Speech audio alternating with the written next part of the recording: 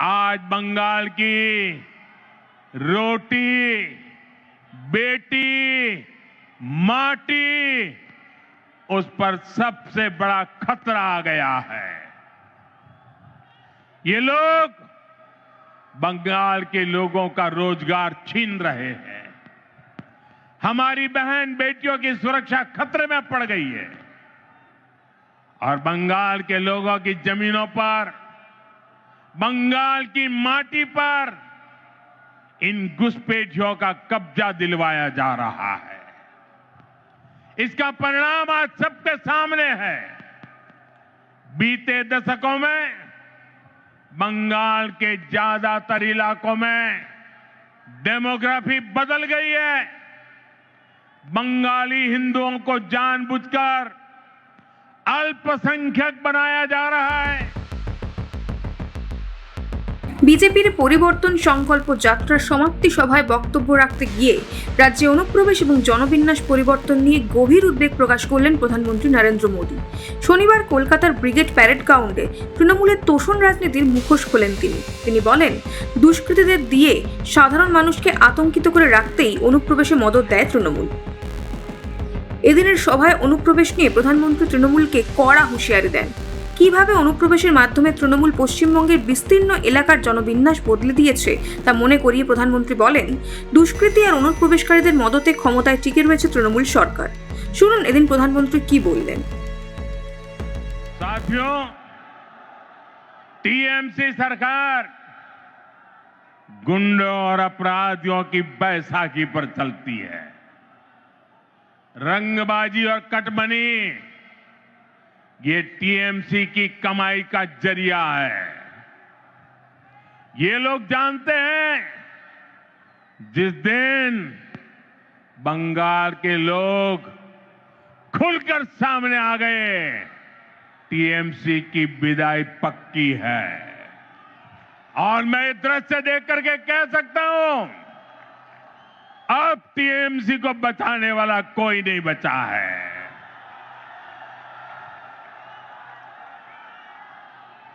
इसलिए ये बंगाल के आप लोगों को डरा धमका कर रखना चाहते हैं। इसके लिए टीएमसी वाले माफिया गिरोहों को पालते हैं। ये कट्टरपंथियों को संरक्षण देते हैं और ऐसे गिरोहों की ताकत बढ़ाने के लिए घुसपैठियों को बुलाते हैं। घुसपैठियों को, साथियों, ये टीएमसी मां, माटी, मानुष के नारे पे सत्ता में आई थी। आज वही मां रो रही है। माटी को लूटा जा रहा है और बंगाली मानुष बंगाल छोड़ने पर मजबूर हो रहा है।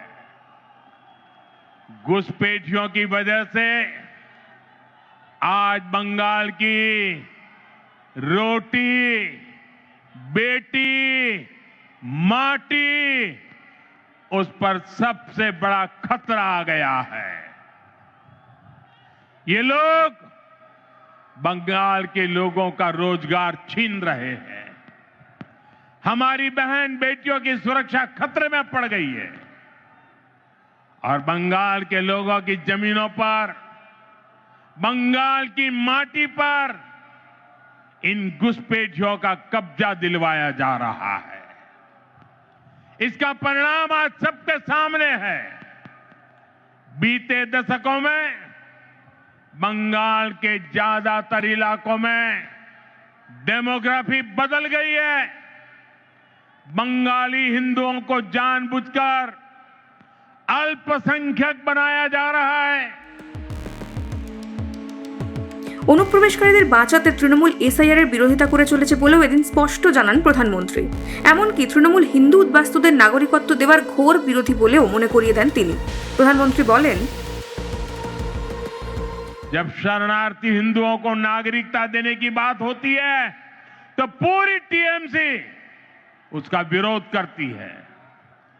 वो हिंदू जिन्होंने कभी विभाजन का समर्थन नहीं किया था, जिन्होंने हमेशा अविभाजित बंगाल को, भारत को अपनी मातृभूमि माना, टीएमसी वाले उन्हें नागरिकता देने का विरोध करते हैं, क्योंकि उनके लिए उनकी वोट बैंक ही सबसे प्रमुख है।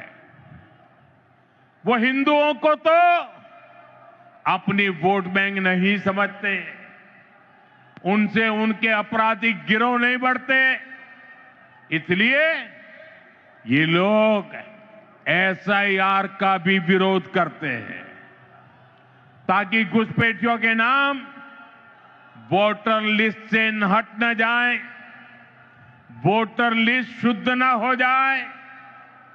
और ये तो ऐसे लोग हैं जिनकी मृत्यु हो चुकी है, उनके भी नाम निकालने के लिए तैयार नहीं है। গত শুক্রবার ধর্মতলায় তৃণমূলের ধর্ণা মঞ্চে মমতা বন্দ্যোপাধ্যায়ের 12টা বাজিয়ে দেব মন্তব্যে গভীর উদ্বেগ প্রকাশ করে প্রধানমন্ত্রী প্রশ্ন করেন, কারা 12টা বাজাবে, ক্ষমতা থাকলে সেটাও বলুন মুখ্যমন্ত্রী। डेमोग्राफी के इस खतरनाक बदलाव ने आज बंगाल को असुरक्षित बना दिया है और अब तो यहां खुलेआम धमकी दी जा रही है। कहा जा रहा है एक खास कम्युनिटी वाले मिलकर आप लोगों को खत्म कर देंगे। संविधान की कुर्सी पर बैठकर ऐसी धमकी, करोड़ों बंगाली लोगों को खत्म करने की बात आपके मुंह में शोभा नहीं देती है। मैं पूछना चाहता हूं, वो कौन लोग हैं जो टीएमसी सरकार के इशारों पर करोड़ों लोगों को खत्म कर देंगे? साथियों, धमकाने डराने की इस राजनीति को टीएमसी ने इसे अपना हथियार बना लिया। चुनाव में वोटरों को धमकी, सरकार की नीतियों के आलोचकों को धमकी, मीडिया को धमकी, विपक्ष को धमकी। ये बंगाल में खौफ का कैसा माहौल बनाकर रखना चाहते हैं, ये पूरे देश को जानना चाहिए।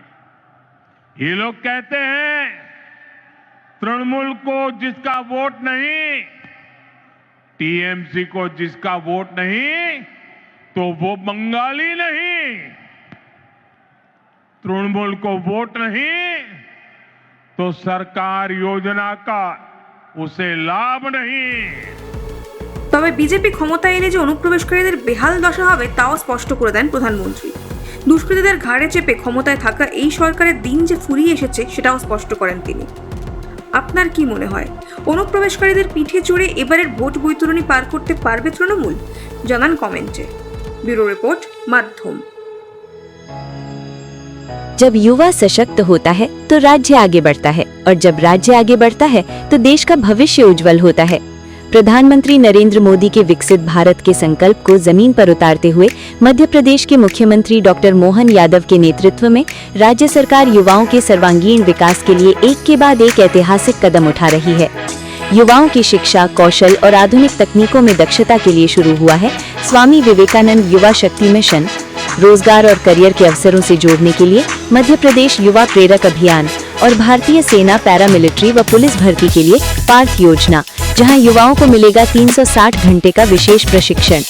सरकारी नौकरियों में युवाओं के लिए बड़ा अवसर, 1 लाख पदों पर भर्तियां जारी और अगले 5 वर्षों में 2.5 लाख सरकारी नौकरियों का लक्ष्य। हर साल जारी होगा भर्ती कैलेंडर। भारत सरकार के PLF सर्वे में मध्य प्रदेश ने दर्ज की देश की सबसे कम बेरोजगारी दर। स्वरोजगार को बढ़ावा, डॉक्टर भीमराव अंबेडकर कामधेनु योजना के तहत 25 दुधारू पशुओं की डेयरी के लिए 42 लाख रुपए तक का ऋण। राज्य स्तरीय रोजगार दिवस पर रिकॉर्ड 7 लाख युवाओं को 5,000 करोड़ का स्वरोजगार ऋण। मुख्यमंत्री सीखो कमाओ योजना में 2024 में 20,000 से अधिक युवाओं को 41 करोड़ रुपए का स्टाइपेंड। स्टार्टअप्स को राष्ट्रीय और अंतर्राष्ट्रीय मंचों तक पहुंच, 50,000 से 1,50,000 तक की वित्तीय सहायता। खेलों में भी मध्य प्रदेश आगे, 985 करोड़ से भोपाल में अंतर्राष्ट्रीय स्पोर्ट्स कॉम्प्लेक्स, हर विकास खंड में स्पोर्ट्स कॉम्प्लेक्स, हर जिले में स्टेडियम, 1 डिस्ट्रिक्ट 1 स्पोर्ट्स कॉम्प्लेक्स। शिक्षा में नई दिशा, सरकारी कॉलेजों में कृषि विषय, विश्वविद्यालयों में pilot training course, Ujjain engineering college में IIT satellite campus, AI machine learning coding. भविष्य की शिक्षा आज। ये है नया मध्य प्रदेश, जहां सपना सिर्फ देखा नहीं जाता, पूरा भी किया जाता है।